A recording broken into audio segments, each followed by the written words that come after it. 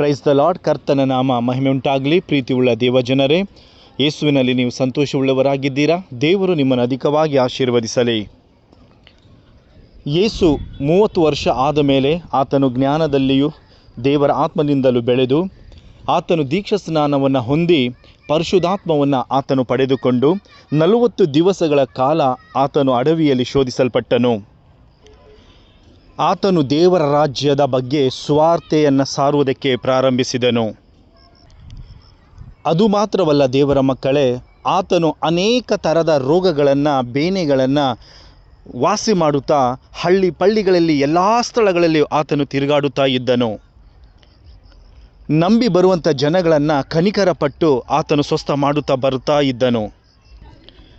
ಅದೇ ರೀತಿಯಾಗಿ ನೀವು ಕ್ರಿಸ್ತನಲ್ಲಿ ನಂಬಿಕೆ ಇಟ್ಟವರಾದ, ಕರ್ತನಲ್ಲಿ ದೀಕ್ಷಾಸ್ನಾನ ಹೊಂದಿದವರಾದ ನೀವು ದೇವರ ರಾಜ್ಯದ ಬಗ್ಗೆಯನ್ನು ಪ್ರಸ್ತಾಪಿಸಲ್ಪಡಬೇಕೆಂಬುದಾಗಿ ದೇವರ ವಾಕ್ಯವು ಸಾರಲ್ಪಡುವಂಥದ್ದಾಗಿದೆ.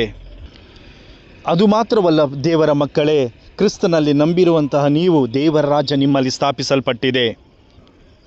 ದೇವರು ನಿಮ್ಮ ಮೂಲಕವಾಗಿ ಅದ್ಭುತಗಳನ್ನು, ಸುವಾರ್ತೆಗಳನ್ನು ಆತನು ಸಾರಲಿಕ್ಕೆ ಆತನು ವರಗಳಾಗಿ ಮತ್ತು ಪವಿತ್ರಾತ್ಮನ ಬಲವಾಗಿ, ಶಕ್ತಿಯಾಗಿ ದೇವರು ನಿಮ್ಮಲ್ಲಿ ಇಟ್ಟಿದ್ದಾರೆ.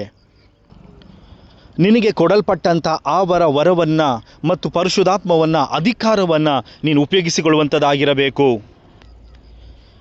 ಈ ದಿನದ ದೇವರ ವಾಕ್ಯವು ಮತ್ತಾಯ ಬರೆದ ಸುವಾರ್ತೆ 4ನೇ ಅಧ್ಯಾಯ 17ನೇ ವಚನ.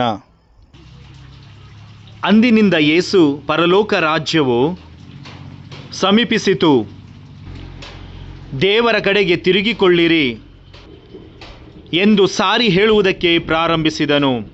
ದೇವರು ಈ ವಾಕ್ಯದ ಮೂಲಕವಾಗಿ ನಿಮ್ಮೆಲ್ಲರನ್ನು ಆಶೀರ್ವದಿಸಲಿ. God bless you.